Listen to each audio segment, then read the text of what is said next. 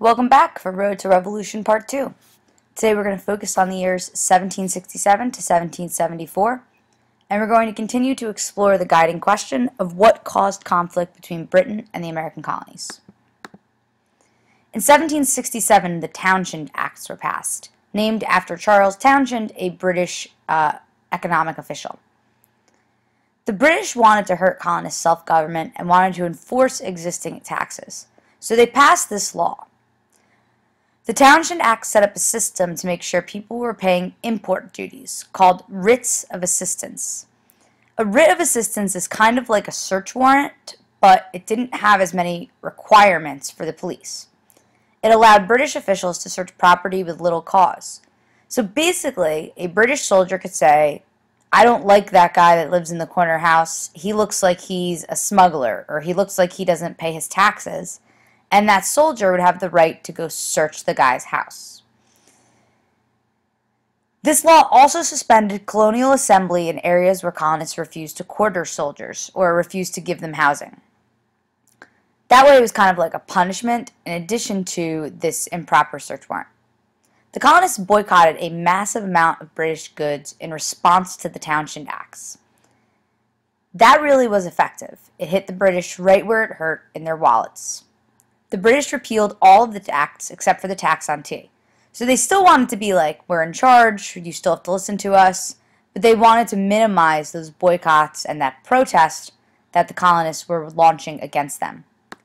The word boycott means to refuse to buy items in order to protest. So if you disagreed with something that Walmart did as a company, in order to protest that, you would refuse to buy items from Walmart. That would be an example of a boycott. In 1770, the Boston Massacre occurred. When you hear the phrase Boston Massacre, what do you picture in your mind?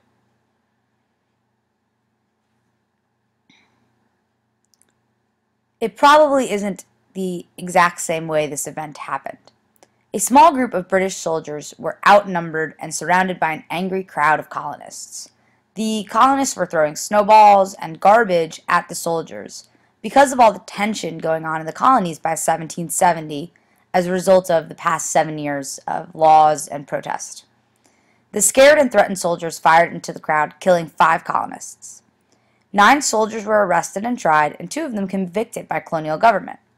John Adams, who is someone you'll hear about as the second president of the United States, actually defended these soldiers in court because he felt like they deserved a right to trial just as much as anybody else.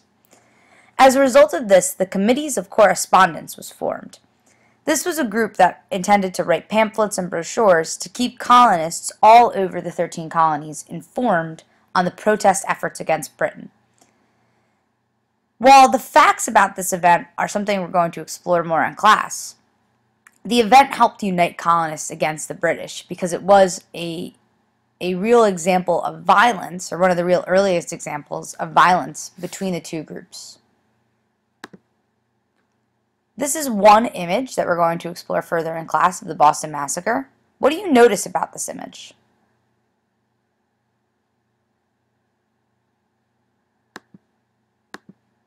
Here's a different image, and I want you to think really carefully about what the similarities and differences are between the two.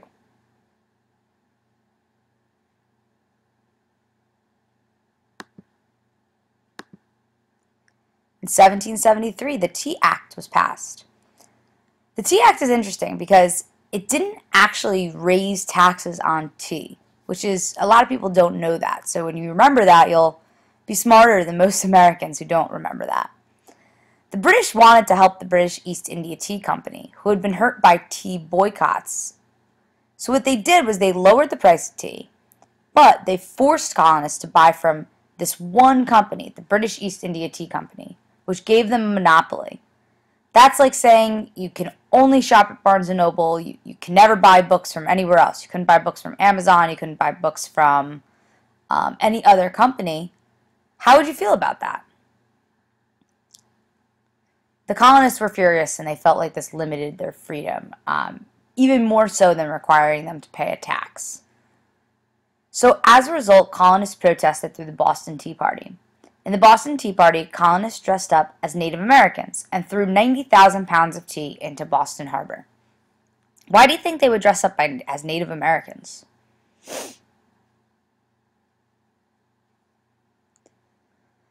Well, the British government was outraged. Again, this is hurting them economically, and it really is embarrassing for them as well. They passed a law called the Intolerable Acts, or actually a group of laws called the Intolerable Acts, to show their power against the colonial protests. Just a side note, a monopoly is when one company has control over a whole market.